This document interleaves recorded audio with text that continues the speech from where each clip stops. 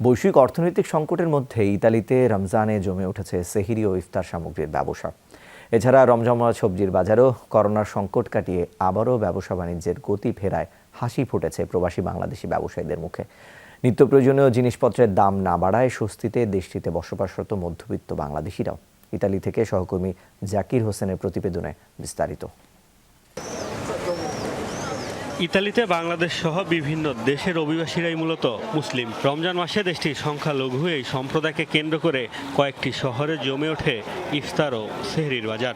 এবারও এর ব্যতিক্রম হয়নি। প্রথম সপ্তাহেই রমরমা ব্যবসা বাণিজ্য।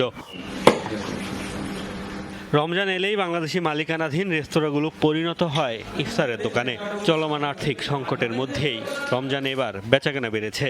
এছাড়া প্রতিদিনই প্রবাসীদের বিভিন্ন সংগঠনের ইফতার মাহফিলের আয়োজন তো রয়েছেই।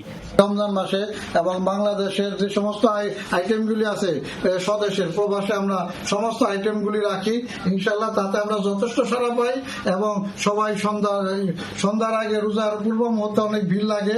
বাংলাদেশের কথা চিন্তা করে আমরা সকল প্রকারের মজাদার ইফতারি আমরা তৈরি করে থাকি এবং স্বল্প মূল্যে। জমে উঠেছে নিত্যপণ্যের দোকানগুলো। রাশিয়া ইউক্রেন যুদ্ধের কারণে ঊর্ধ্বমুখী বাজারে রমজান উপলক্ষে সীমিত লাভে পণ্য বিক্রির উদ্যোগ নিয়েছেন বাংলাদেশি ব্যবসায়ীরা। মূলত আমদানি নির্ভরতা কমিয়ে ইতালিতে সবজি চাষ করায় কম দামে বিক্রি করতে পারছেন তারা। এছাড়া বেকার প্রবাসীদের বিনামূল্যেও খাবার দিচ্ছেন কেউ কেউ। বর্তমান পরিস্থিতিতে দ্রব্যমূল্যের ঊর্ধ্বগতি, সবকিছুরই দাম প্রায় দ্বিগুণের বেশি। তো রমজান মাস ইবাদতের মাস, সিয়াম পালনের মাস।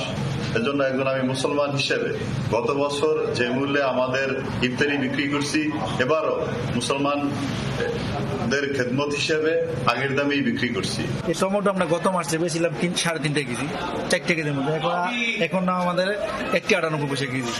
বেগুন এটা গত মাসে ছিল 5.98, এখন 1 টাকা 800। পবিত্র মাসে নিত্যপণ্যের দাম না বাড়ায় স্বস্তিতে সাধারণ প্রবাসীরা। ইতালিতে এখন অনেক দেশীয় সবজি চাষাবাদ হয়, সেজন্য আমরা এখানে সহজে আমরা দেশীয় সবজি পাচ্ছি এবং বিগত মাসগুলোর তুলনায় এই রমজান উপলক্ষে সবজির অনেক বাজার মূল্য অনেকটা নিম্নগামী।